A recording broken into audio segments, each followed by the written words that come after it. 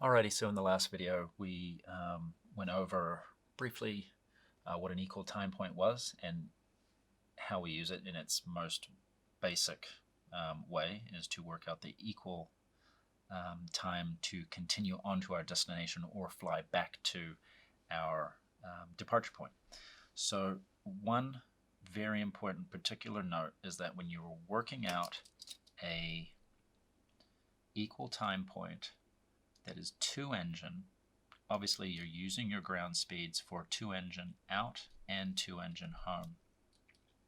When you're working out an OEI equal time point, you want to use the TAS for OEI speeds, or really, sorry, your ground speed, your OEI ground speed, and you work that out based on your 100 knot TAS.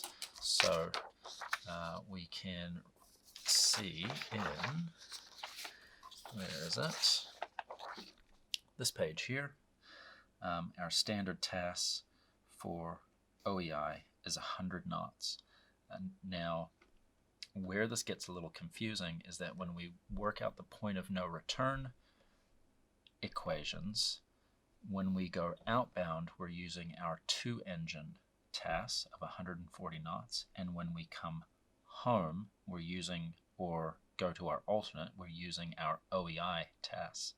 That's not the case in an equal time point. In an equal time point, the way I think of it is if it's equal, both sides are the same, we are using the equal or the same TAS both ways out and home. So very important that you use 100 knots for your TAS when working out your ground speeds for both out and home when doing an OEI or a single engine ETP, or in the exam it's called a CPOEI. So CPOEI, critical point OEI. We're going to work out the critical point on a flight if the engine were to fail. So if the engine fails, what's the longest distance it would take to get to either the destination, or sorry, the longest time it would take to get to either the destination or turn around and fly back to the departure point. I hope that makes sense.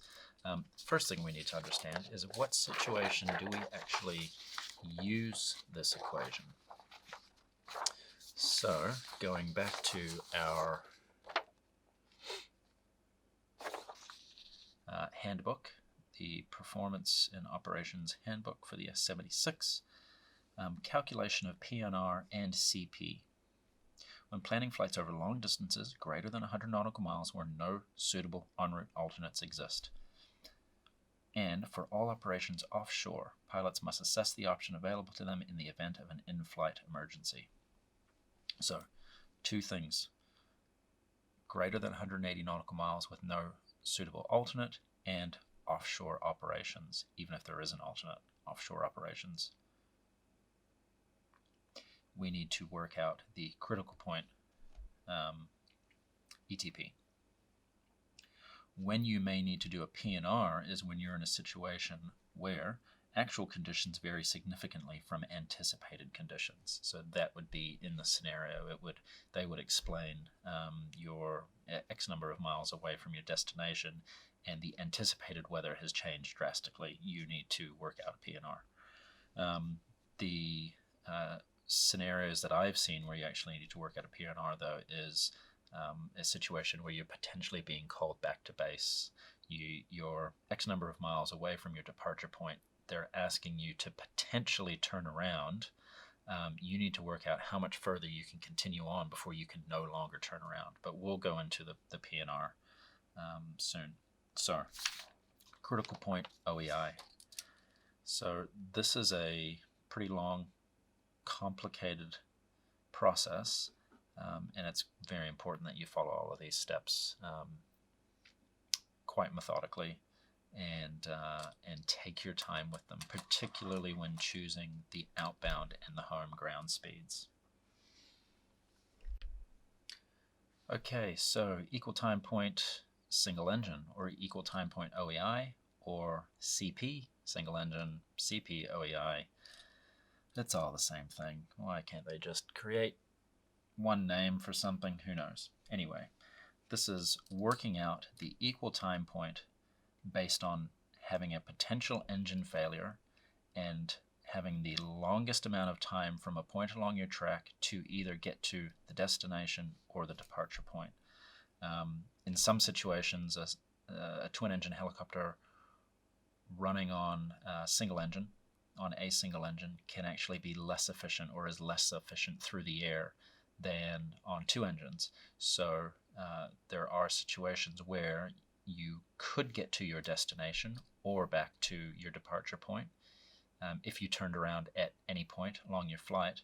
But if you had a single engine failure at a certain point, you could neither get to your destination or your departure point, and you could potentially be stuck landing somewhere that you don't want to be landing. So doing this equation allows you to put enough fuel on board so that that situation won't happen. So let's look at a flight scenario. Let me see if I can find an example.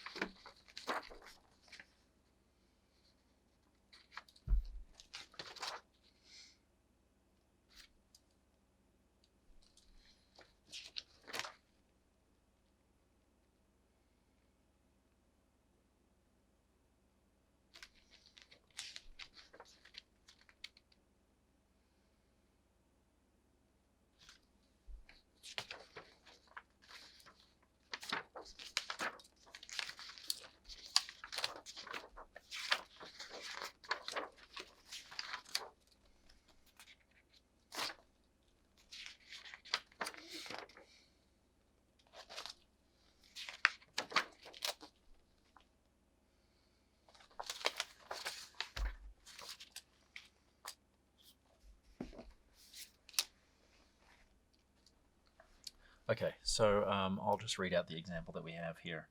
We're planning a long-distance VFR flight over water. The flight details are as follows. The total distance from the departure point to the destination is 350 nautical miles. So already that should be, setting alarms off in our head. Well, that's much greater than 150 nautical miles, and it's over water. So we need to work out a CPOEI to get our minimum fuel. Now there's a trick there we'll talk about at the end. So 350 nautical miles. Cruise level on two engines is 3,500 feet, and it's giving us our fuel flow of 484 pounds per hour, which is nice. So we don't have to go through working out a mid-zone point or any of that stuff. They're giving our fuel flow to us, and what I've heard is that in the exams, this is often the way they'll do it. They're not expecting you to work out a standard fuel plan to work out the fuel flows. They'll give you the fuel flows. They'll make it a little bit easier for you. Cruise level OEI is 1,500 feet at a fuel flow of 440 pounds per hour. That should tell us that we're at ISA plus 20. There's a 20 knot headwind component for all flights towards the destination and a 20 knot tailwind component for all flights towards the departure point. There is no alternate or holding fuel requirements at the destination or departure point. Should the helicopter suffer an engine failure during the flight, there is no suitable en route alternate OEI landing areas. Calculate the minimum fuel required on board at engine startup. So what I mentioned before is there's essentially two calculations we need to work out to figure out the minimum fuel on startup. One is the CPOEI, the other is the standard flight plan, and this is where questions can be tricky, is that everything about this question is telling us CPOEI calculation, and I can guarantee that one of the answers in a question like this would be your CPOEI minimum fuel, but that could be less than the standard fuel, depending on the efficiency of OEI for the cruise level that you have. That could be less than your standard fuel to get to your destination. So that wouldn't actually be, your CPOEI fuel wouldn't actually be the fuel required to do the flight. It would actually be the standard flight plan fuel, which is going to be greater than the CPOEI. It could be the other way around, but the CPOEI fuel answer isn't necessarily the correct answer for the exam. So you actually have to do both. All right, so let's work this out. We've got A and B. We are climbing up to 3,500 feet. And in fact, we don't actually need to work out a DA for this. This is going to round up to 4,000, so it's going to be a 2-minute climb. Now, we don't need to use this stuff right away. Actually, the first thing we're going to do is work out our ATP, but I like to set up everything. I like to set up basically the template for the flight.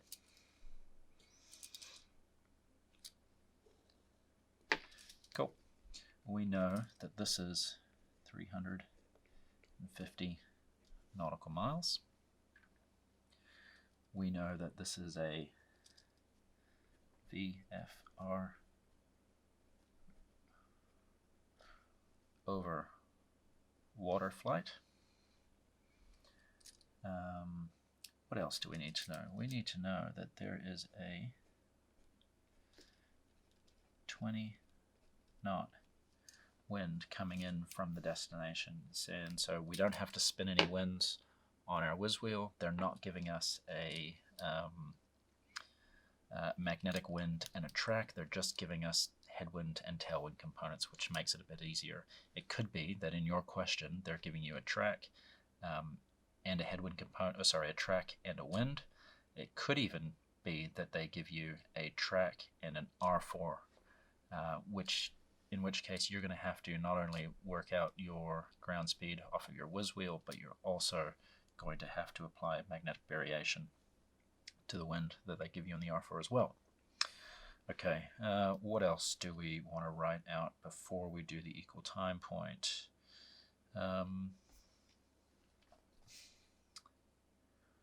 Let's see. That looks like it. So I'm going to use the left side of my paper for the flight plan, and we're not doing a mid-zone weight, so I'm going to use the right side for the ETP. So again, I just like to write out ETP equals distance times home over home plus out. I always just write that equation so I know that I'm doing the right thing.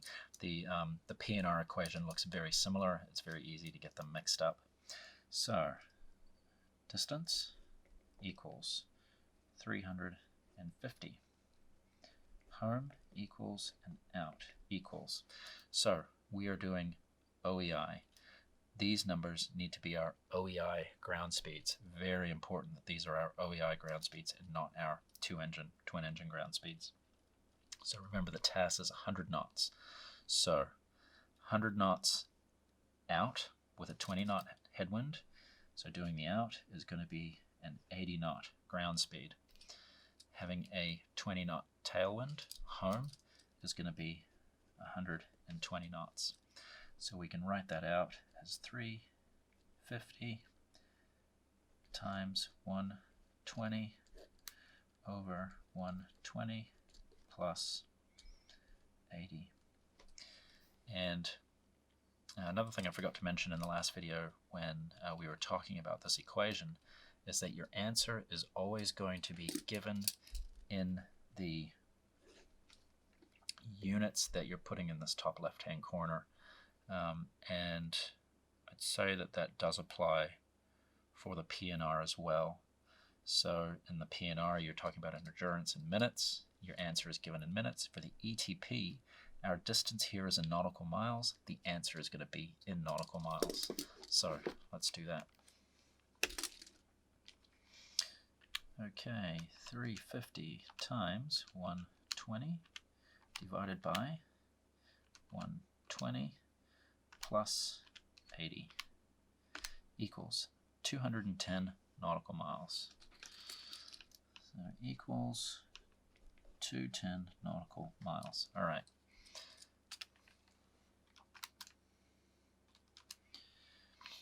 Cool. Now, halfway point on here is at 170. So we can see, as we expect, that this critical point has moved towards the destination. So it's beyond the halfway. It's moved into wind. So this is our critical point, and this is 210 nautical miles.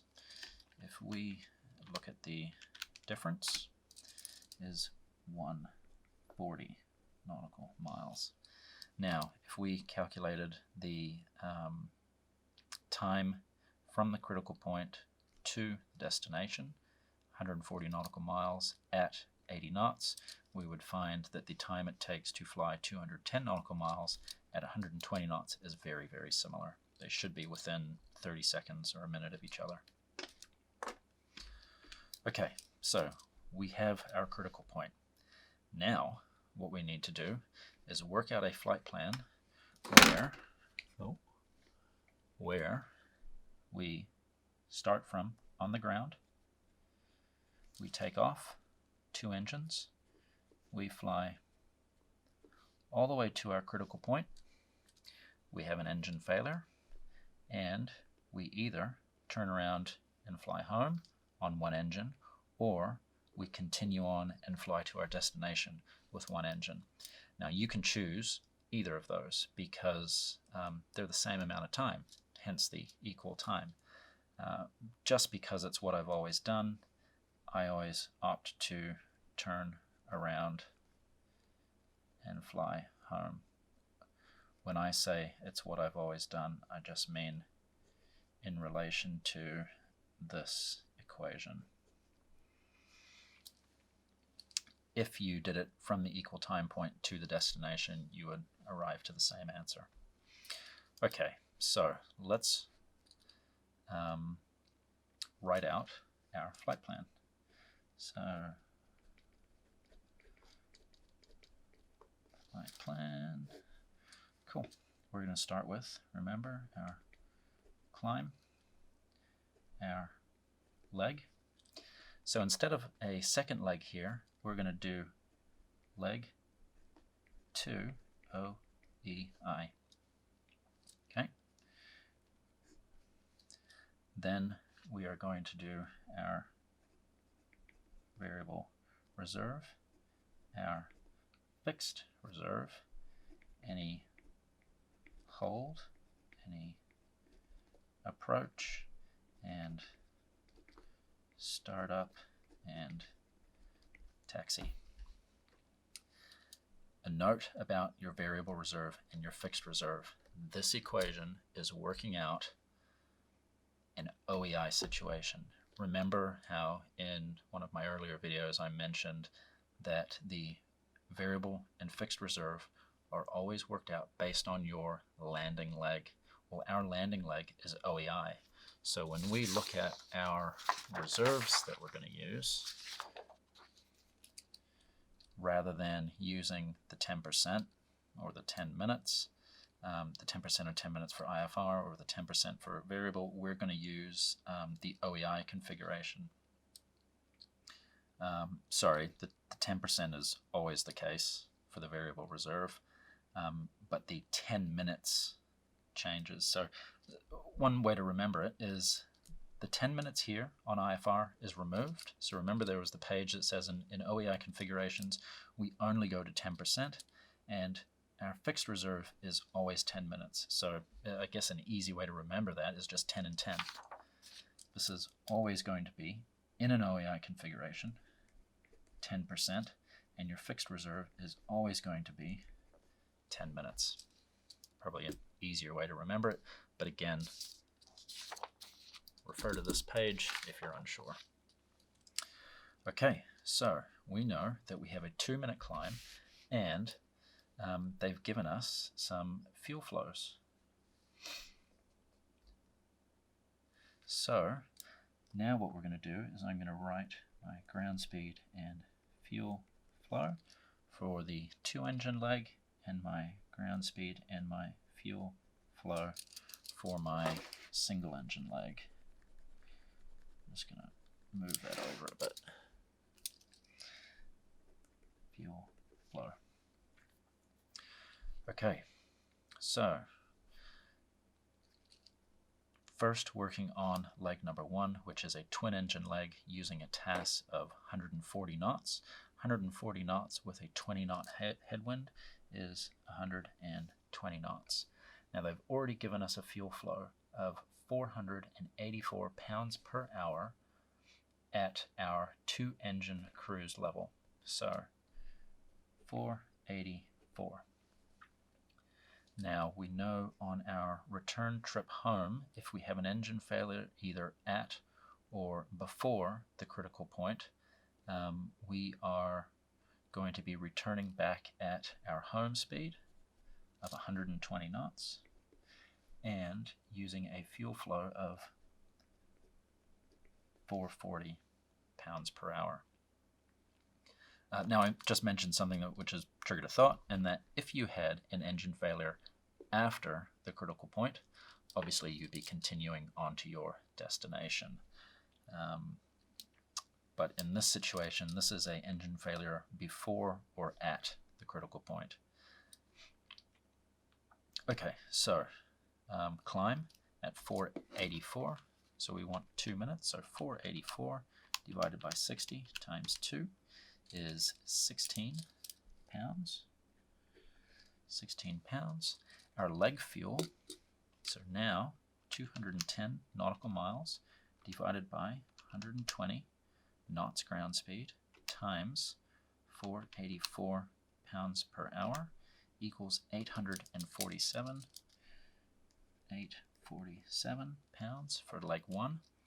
Now the second leg, which is a return on OEI, is 210 nautical miles divided by 120 knots ground speed times 440 pounds per hour, which is 770 pounds. Now we're going to add those up. 16 plus 847 plus 770 equals 1633. 1633. Okay, so now we're going to work out 10% of 1633. So we're going to times by 0.1 is 163. Easy enough. Now, 10 minutes for our fixed reserve, we want to work out 10 minutes at our OEI. So this is OEI, fuel flow, which is 440 pounds. So 440 divided by 60 times 10 minutes is 73 pounds. 73. Are we doing a hold, or are we holding for any amount of time? Nope. Are we doing an approach? Well, no, this was a VFR flight, so no. Are we starting up and taxiing? Yes, and that was 40 pounds. Okay. So 1633 plus 163 plus 73 plus 40 equals 1909 pounds. Now, this is our requirement of fuel on board at startup to fly to this destination in this situation and abide by our company rules. Something a little bit off about that number though, and it is the fact that it is over our maximum amount of fuel, of usable fuel, of 1,850 pounds. So technically, this flight couldn't commence.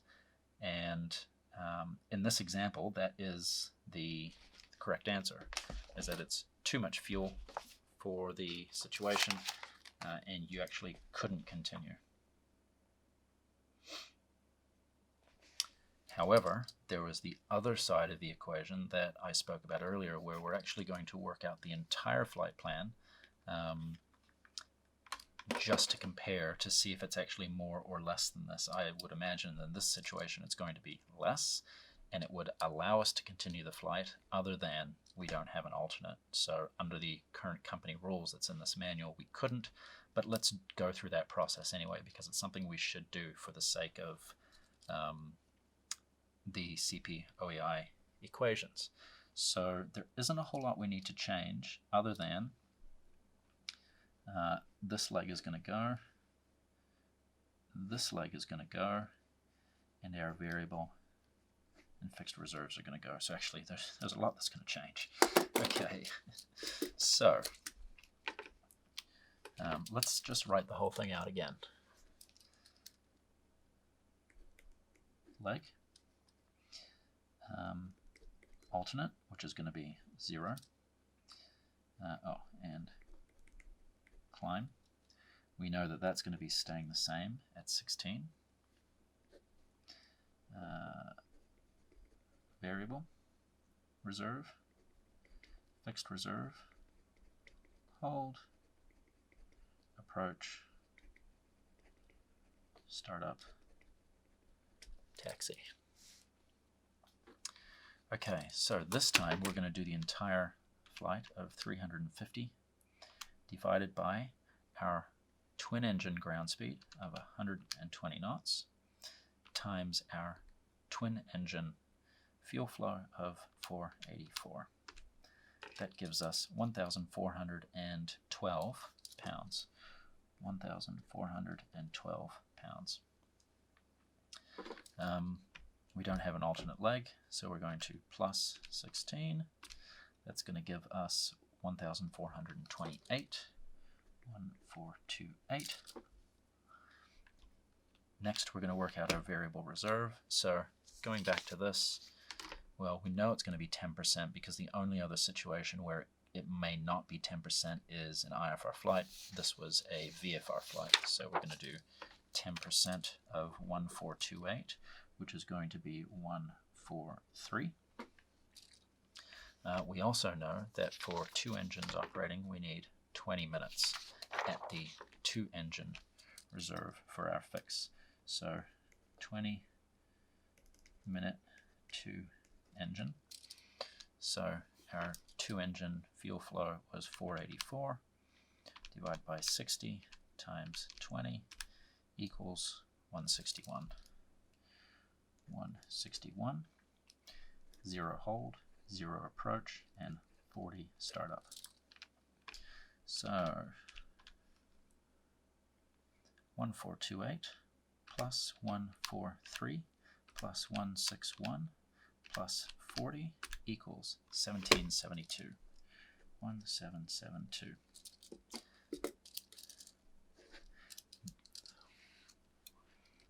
So 1,772 pounds is our required fuel on board just to do the flight from A to B. Now you can see that if you misread the question and didn't catch that it was a beyond 180 nautical mile flight without an alternate and didn't do the CPOEI calculation, you would come to this answer. You could just think that, oh, this is just a standard flight plan calculation. I've come to 772. I'm going to tick that answer, and guaranteed that that will be an answer that is in the exam just to trick you. Because the people that write these exams are sneaky, and if I ever get a hold of them, I'll bloody strangle them, because they are actually very sneaky when they write these, the way that they write these exams. But it's, that's part of the process of getting the right answers and being reviewed to get the right answers, is to be able to go through this process accurately. So that is a critical point OEI calculation. It's very important that you go through these processes accurately. Take your time, double check your ground speeds. It's often quite easy to get your home and your out ground speeds either reversed or mixed up or even just wrong. So take your time when you write out these equations, and that's why I write out the equation like this, so I make sure that when I enter it in my calculator that I'm getting the correct answer. Another thing about the calculator is that I found that I do quite often is I don't double check my numbers. So I'll type in a bunch of numbers and I'll just hit enter or hit equals and get an answer. And what I've started doing is, so for instance here, I'll go 350 times 120 120 plus 80, and then I will compare. Before I hit equals, I'll compare, and here I can actually step back. You can see that you can actually go back and forward and just make sure that what I've written in the calculator matches what I've written down on the page. And then enter, 210. Cool. I mean, it's basic stuff, but it's actually the basic stuff that will make you get a wrong answer, and the people who write these exams account for that, and they will put the wrong answers in there purposely to catch you out. And then once you've done that, you can feel confident in your answer and actually move on from a question that that you are quite confidently thinking is correct when it's not, and then trying to go back and find where you've made that mistake if you think you have made a mistake is quite difficult, and it's actually better to start from the beginning rather than to trying to trace back to where you've made that mistake, because if it's a mistake that you've made in the calculator, it's pretty tough. And it's actually a better option to just start from the beginning. And the exams do account for quite a bit of time to do that. Okay,